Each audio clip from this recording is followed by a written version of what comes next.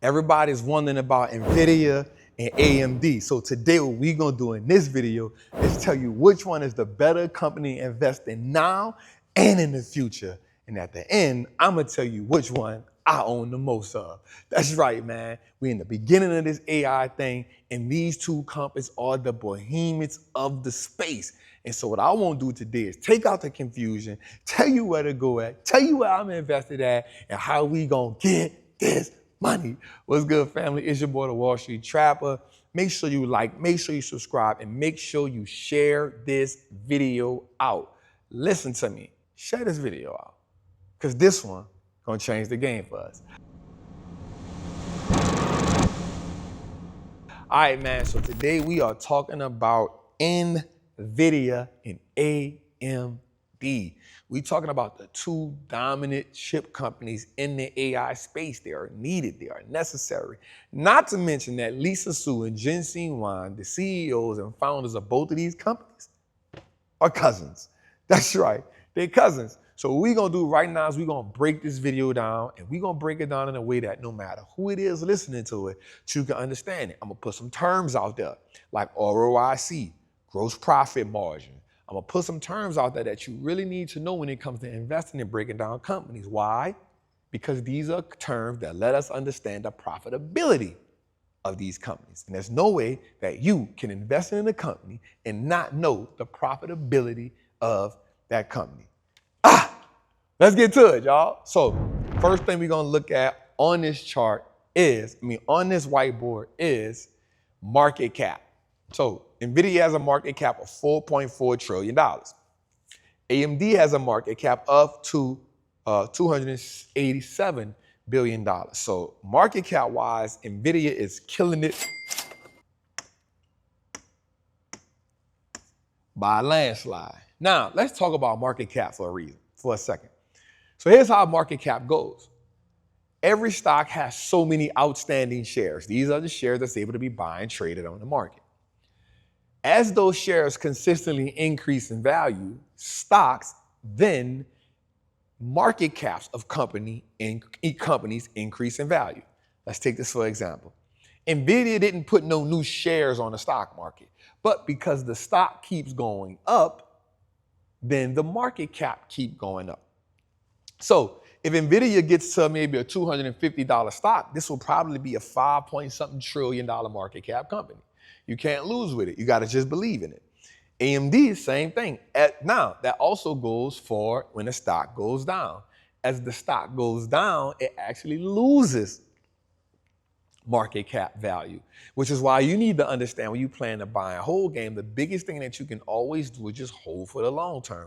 I like to say hold for 3 to 5 years. You hold for 3 to 5 years, then you know for sure that this company belongs in your portfolio. Every company needs to earn its place in your portfolio.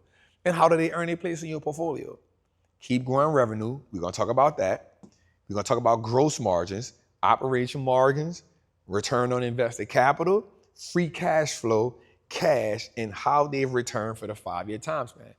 This is what I like to say. If I own a company, it needs to prove itself every year, and I'm looking at it from a 3 to 5 year lens. If I can look at it from a 3 to 5 year lens and these things keep on growing, then there's no way that I can take this company out. If I look at it from a 3 to 5 year lens and these things are not growing and they're not competitive, then it does not belong in my portfolio. Come on. We cooking early, y'all. So market cap, Nvidia. Now, the next thing we have here is revenue. I want to do this like this. Now, Nvidia is bringing about 150 billion just in revenue, right? While AMD is bringing about 30 billion in revenue. Both of them are growing in revenue, but Nvidia is just growing it at just an outrageous capacity. Next on our growth is gross margins. Now, this one is really good because this tells us the percentage of revenue that the company keeps as profit. So this right here tells us that Nvidia, after its revenue, it keeps 70% of its revenue is profit. This tells us that gross margins. This tells us that 50% of AMD's revenue is profit. That's not bad. 70% is great. 50% is really good. A lot of companies not doing that. A lot of companies don't have gross margins that are this big. Now, then we get into net margins, which is the one that I truly like, because net margins didn't take out all the fluff. Net margins say after you pay off the bills, because gross margin is just operating. Gross margin takes out operating expense.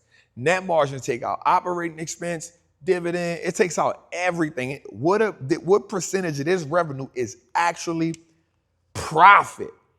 Because even with gross margins, you still have some things baked in. So then we got operating margins. Now, so let's get this to Nvidia too. All right.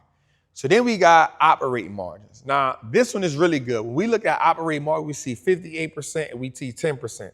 Now, the thing I like about operating margins is this.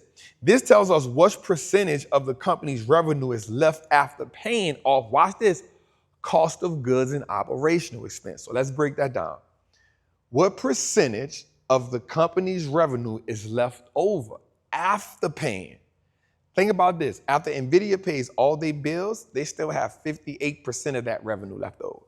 That's good. But AMD has 10. Here's the kicker. A 10 is healthy. So that tells us that these two companies are still two healthy companies, but we just understand that Nvidia is just operating in a league of their own. Now, this one right here is the most important one to me. I like to call this one the big dog of all big dog financial ratios. It is the return on invested capital. So this means when a company takes some money, they put it out there and they invest it, what is they getting back from it? This right here is just like mind blowing, right? For every $1 that Nvidia invests, Nvidia gets back $1.70 in pre-tax money. That right there is what sets them apart. Now watch this. When it comes to AMD, for every dollar that they invest, they have a 3.91% ROIC. And so that, I'm not gonna lie, that's different. This right here is what makes them, this just tells us that Jensen Huang is making money hand over fist, right? He making money hand over fist with an ROC of 170, yo. It's just by itself. Then we got free cash flow. Now, this is the one, these two are my favorites.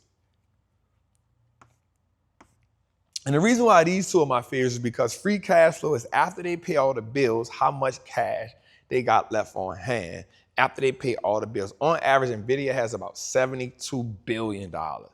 Now, free cash flow is different than cash because you take the free cash flow and then you take the free cash flow. So think about this. They got 149 billion.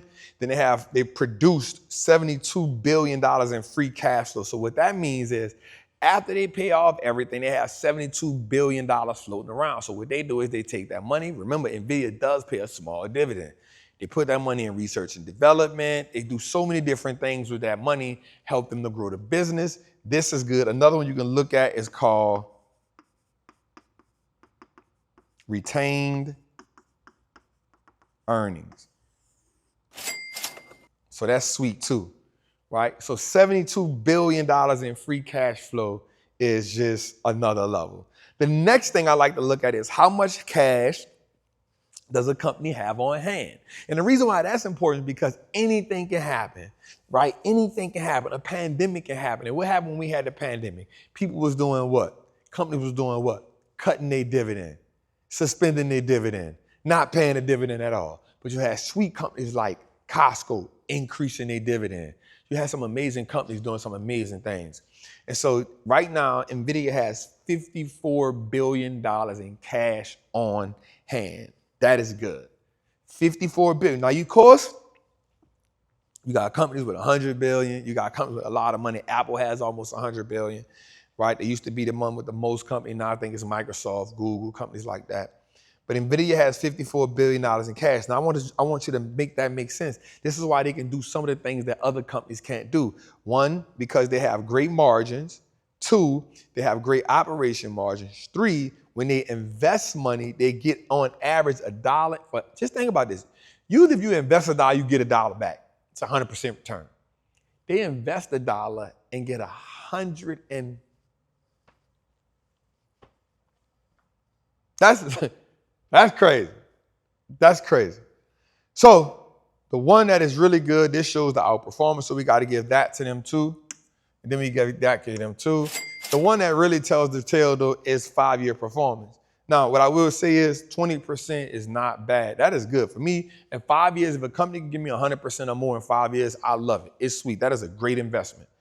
But Nvidia in 5 years, this is since the pandemic, has given us 1,571% return. This right here is what make millionaires.